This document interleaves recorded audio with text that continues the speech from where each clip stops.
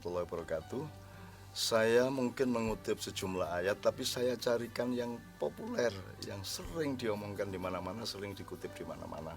Jadi saya berusaha tidak daki-daki supaya Anda tidak menyangka bahwa saya pandai, bahwa saya mengerti Al-Quran dan seterusnya. Al-Quran ini kita nikmati bersama, dan pengetahuan kita mengenai Al-Quran tentang kehidupan itu nanti pada sesi yang lain kita omongkan betapa tidak ada setetes air dibanding lautan yang tidak terbatas dari ilmu Allah. Tapi ini saya kutipkan untuk masih persatuan, yang soal persatuan dan perpecahan itu kan Allah jelas sekali perintahnya tanpa ditafsirkan jelas. A'udzubillahi minasyaitonirrajim wa'tasimu bihablillahi jami'an wala tafarraqu. Berpeganglah pada tali Allah dan jangan terpecah belah.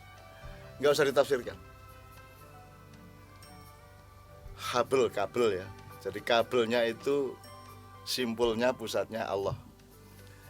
Sekarang kawan-kawan sekalian, dimanapun Anda berada, sebagai apapun dan dalam pekerjaan jenis apapun, menurut Anda semua, kita ini berpegangan di tali Allah apa enggak?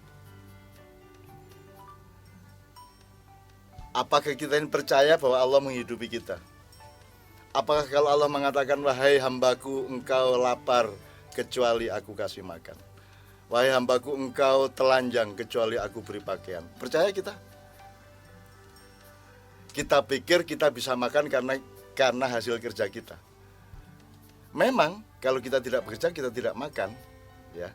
Tetapi cara Allah membuat kita bisa makan adalah kita disuruh fal ya'mal amalan sholihan, kita suruh bekerja, suruh berbuat baik terus menerus. Jadi kita tidak berpegangan bareng-bareng di tali Allah, terus diteruskan wala tafarraqu, dan kita terpecah belah. Seharusnya kita wala tafarraqu, tapi kita tafarraqu, kita ini terpecah belah.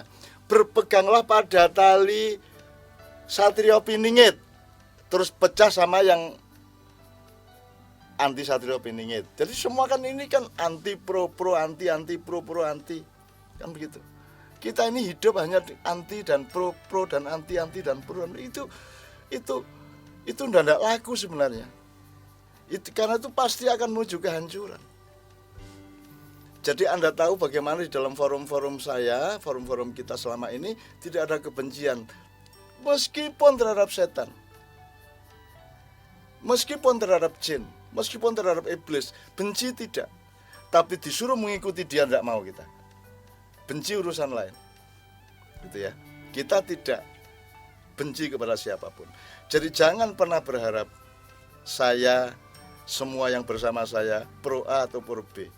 Kalaupun kami nanti pada suatu saat itu nyoblos atau memilih seseorang, itu kan kita dilindungi oleh prinsip bebas dan rahasia. Tetapi kalau kita ditanya pro mana, pro NKRI, anti mana, anti yang tidak NKRI, kan begitu.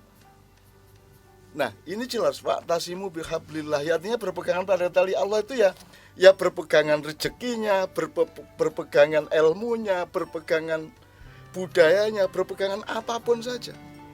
Keluarga kita itu ya berpegangan pada Allah. Masyarakat kita, bangsa kita, negara kita.